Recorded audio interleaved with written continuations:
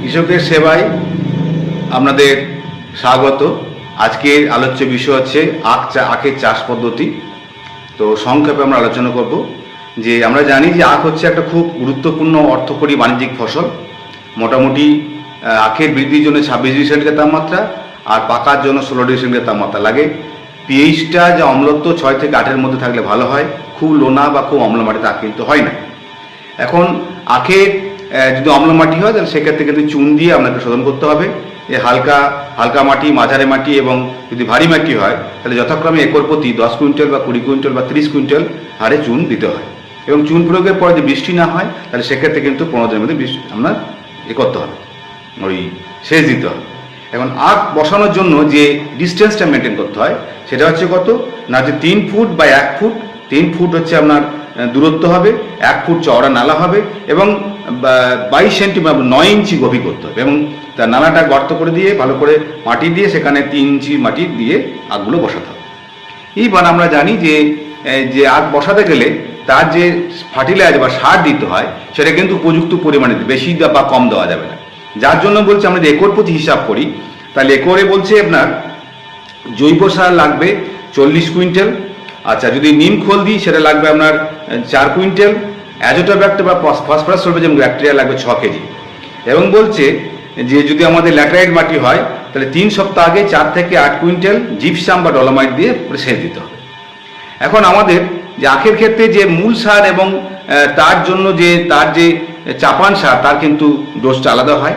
মূল সার হিসেবে আমরা বিভিন্ন ধরুন যদি ইউরিয়া, এসএসপি এবং পটাশের কম্বিনেশন ইউজ করি তাহলে 60 কেজি ইউরিয়া, এসএসপি লাগবে 250 কেজি এবং পটাশ লাগবে আপনার 16.5 কেজি। অথবা আমরা যদি ইউরিয়া, ডিএপি, পটাশ দিই তাহলে ইউরিয়া লাগবে 24.5 কেজি, ডিএপি লাগবে 90 কেজি মতো আর পটাশ লাগবে 16.5 কেজি মতো। আমরা যদি এনপিকে 10-26 ইউরিয়া এবং এসএসপি দিই তাহলে এনপিকে 10-26 লাগবে 38 কেজি, ইউরিয়া 51 কেজি এবং এসএসপি লাগবে 187 কেজি মতো। এইবার এগুলো মূল সার হিসেবে একর প্রতি অর্থাৎ 100 দিতে হবে। এবার যদি আমরা এখানে চাপান হিসেবে যে সার দেবো দুবার দেবো, একটা দেবো 45 দিনের মাথায় আর একটা দেবো আগ লাগানো 90 দিনের মাথায়।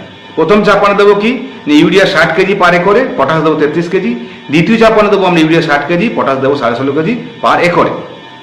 এখন আমরা জানি যে ঘুমিয়ে আছে শিশুর পিতা সব শিশুর অন্তর, অর্থাৎ যে কোনো ফসলের সার দিলাম, জল দিলাম, সব দিলে কিন্তু হয় না, উন্নত জাতের কিন্তু দরকার আছে। তো আখ চাষের যে উন্নত জাতগুলো যেগুলো জলদি জাত অর্থাৎ যেটা আপনার 10 মাসের মধ্যে যেটা ম্যাচিওর করে তার হচ্ছে সিওজি 64, রসবরি, রশ্মি, তারপরে আপনার হচ্ছে সিও 72, 18, মতি, এই জাতগুলো রয়েছে। যেগুলো নাবি জাত 1 বছরের মতায় হয় বিও 91, সরজু, মাধুরী, রাজভোগ, প্রসাদ, জলপুরি রয়েছে। গুড়তরের জন্য কিছু জাত আছে সেগুলো মাধুরী, সিও 72, 18, তারপরে আপনার সিও যে 64 এগুলো রয়েছে। পানীয় রসের জন্য যে সিও 997, সিও 72, 18, সিও যে 64 রয়েছে। আর মুড়ো আখ বা মুড়ি আখ যেটা বলা হয়, র্যাটুন বলা হয়, বিও 91, সিও 72, 24 এই জাতগুলো কিন্তু রয়েছে।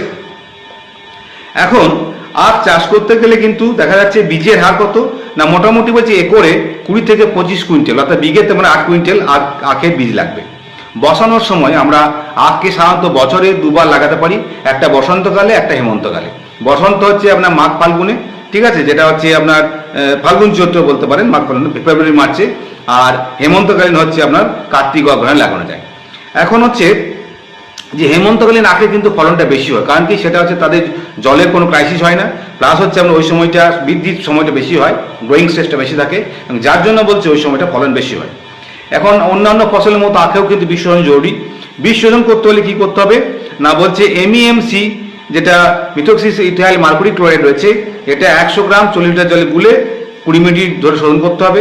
অথবা কার্বেন্ডাজিম বা ক্লোরোথালোনিল বা কবচ বা ম্যানকোজেব এগুলো দিয়ে 2 গ্রাম 5 লিটার জলে মিশিয়ে কিন্তু আখ বীজ শোধন করা যায়। এখন বলছে এটা খেয়াল রাখতে হবে যে যেগুলো আমরা আখ বীজ লাগানোর সময় সেগুলো ভালো করে বাছাই করে নিতে হবে। মেনলি বলছে ওপরের দিকের অংশটা যেটা একদম ডগা বাদ দিয়ে, নরম অংশ বাদ দিয়ে বীজ আখ হিসেবে রাখতে হবে, এবং ওপরে 1/3 অংশ বীজ আখ হিসেবে। আর যদি আপনার 9 মাসের উপযুক্ত হয় আর 6 মাসের বয়স হলে মাঝের অংশটা আমরা বীজ আখ হিসেবে রাখবো। এবং বীজ আখের যে বৈশিষ্ট্য সেগুলো এর চোখগুলো সতেজ হবে, রোগ পোকা আক্রান্ত হবে না, এগুলো খেয়াল রাখতে হবে।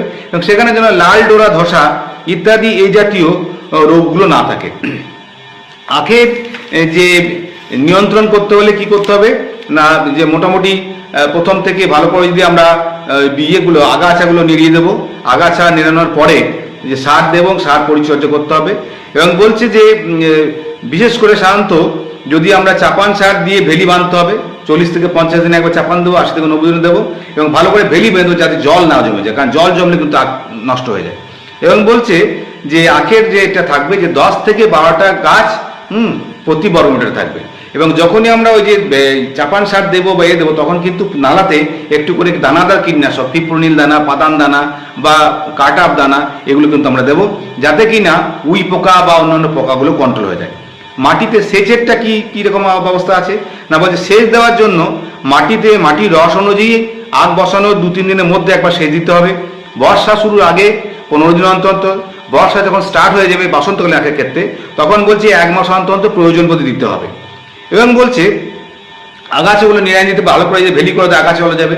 আর নইলে আখের ক্ষেত্রে সীমাজিন, অ্যাক্টাজিন জাতীয় যে আগাছানাশক রয়েছে এগুলো বা পেন্ডিমিথাইল আমরা দিতে পারি। তাছাড়াও বলছে যে ভালো করে আখের পাতাগুলো কিন্তু শুকনো পাতা সরিয়ে দিয়ে ভালো করে আখ গাছগুলোকে বাঁধতে হবে।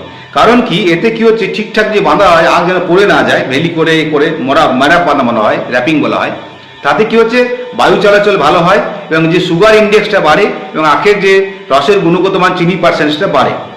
আর হচ্ছে কি, প্রতি মাসে একবার করে শুকনো পাতা ছাড়িয়ে দিতে হবে এবং যদি সঙ্গে সঙ্গে কাঁচা পাতা দিয়ে বাঁধতে হবে। যদি এগুলো ঠিকঠাক করা হয় তাহলে সাদামাছি বা অন্যান্য যে পোকাগুলো রয়েছে আপনার পলাশি গোড়ার এগুলো আসবে না।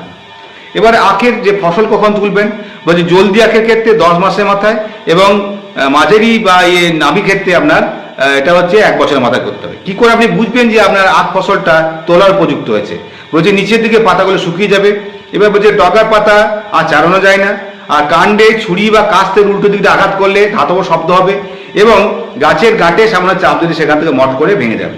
এবং ফলন বলছে 48 থেকে 60 টন পার একর আখ হয় এবং প্রতিটি আখের ওজন হচ্ছে 1 থেকে 2 কেজি। সুতরাং আমরা বিজ্ঞানসম্মতভাবে এইগুলো চাষ করুন। আখের যে বীজ হয় সেই বীজগুলো খেয়াল রাখবেন যে আমরা 3 চোখ বিশিষ্ট বা 1 পাপ বিশিষ্ট এই বীজ আমরা লাগাতে পারি।